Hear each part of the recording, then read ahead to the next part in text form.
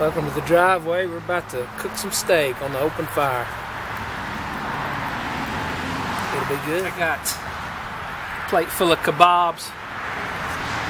I got some coals here. I've wrapped 2 of these kebabs in aluminum foil. One I'm just going to throw down in the coals. Then I've got just some pieces that I'm going to lay across this rock here and see what we can do with it. I have soaked the sticks, and we're going to see how well these things cook these different ways. We've attempted to make an adjustable spit here that we can move this closer or further away from the rocks. This seemed a better design for the way I had my fire set up than, say, a regular spit. Here's how we got our set up. We just got a stick crossing from a fork upright, and we just got these spits hanging over this rock. One's in aluminum foil and 2 are just naked. Then we got another one down in the fire. We're doing a little cooking test, seeing how efficiently we can cook these things with and without aluminum foil and distance from the fire and such. Alright, be a good lunch. I've got this fire lay set up. I've been using it for a while, and I've cut me some fork sticks, 2 different heights. And the way I've got this set up, I can move it up and down and just prop the spits up against the rock. If I was out in the woods, I could just cut sticks and make a lattice. And this is also a way you could make beef jerky if you cut thin slabs. And I'm sure you've all seen that. I'm about to adjust the height of this because it's good and hot, but it's not quite hot enough. I think we're doing a slow cook. As you can see, this has been on there about 5 minutes. I think I want to get it a little closer down into the coals, so I'm going to move this horizontal piece, and I'm going to stick it in the holes there between the rocks, and then prop it in one of these shorter forks. So that's what I'm up to.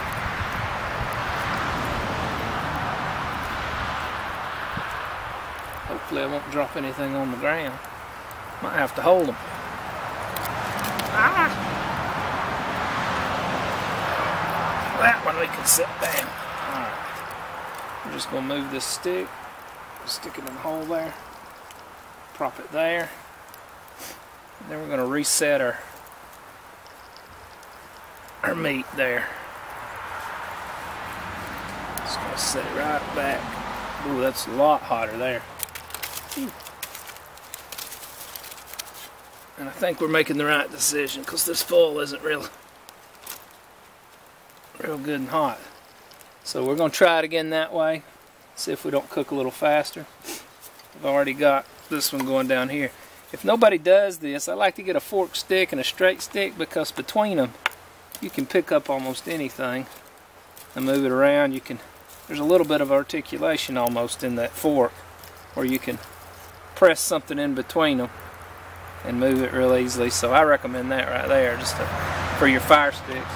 Having moved it just about 2 minutes ago, you can already see the effect. We're getting some nice coloration now for sure.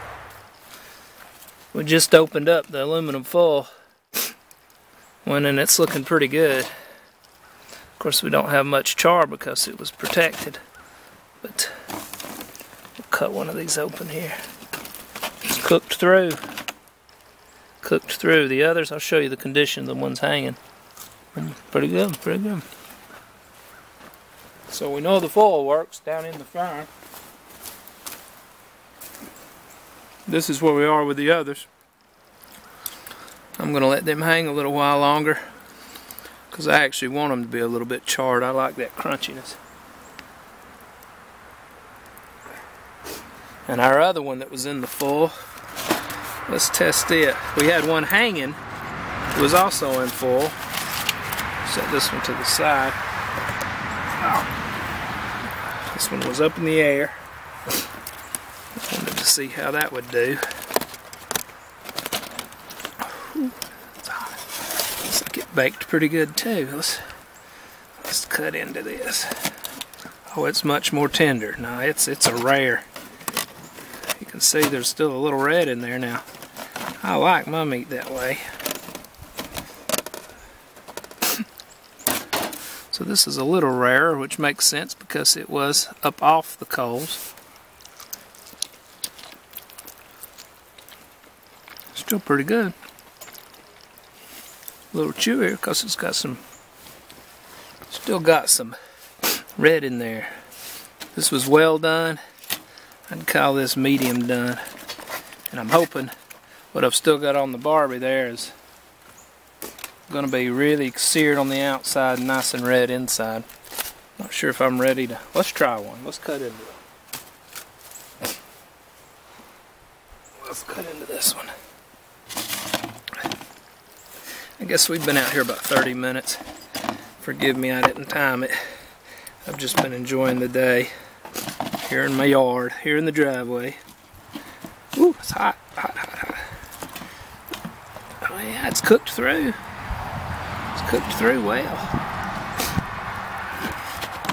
So these are actually as done as the ones that were in the full down in the fire.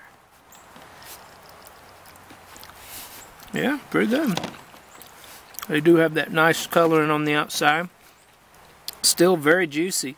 I expected that the fulled ones were going to be juicier, and there was a lot more juice in the full, but these, because it seared the outer side, it kept those juices in, I guess. Very good, very good. It's all well done though, except the one that we had in the full up off the fire. The one in the fire looks like that. Pretty well done. Well, really well done. The one up off the fire, but just on a stick. Very well done, but with a nice outer char. And again, this one was up off the fire, but in the full. And it's a little, well, it's pretty cooked too. Maybe a little bit chewier than the others. Still see a little red in there, but pretty good experiment. I'll call it a success. Now I'll go get some A1 and it'll be done, right? A1 and it's done.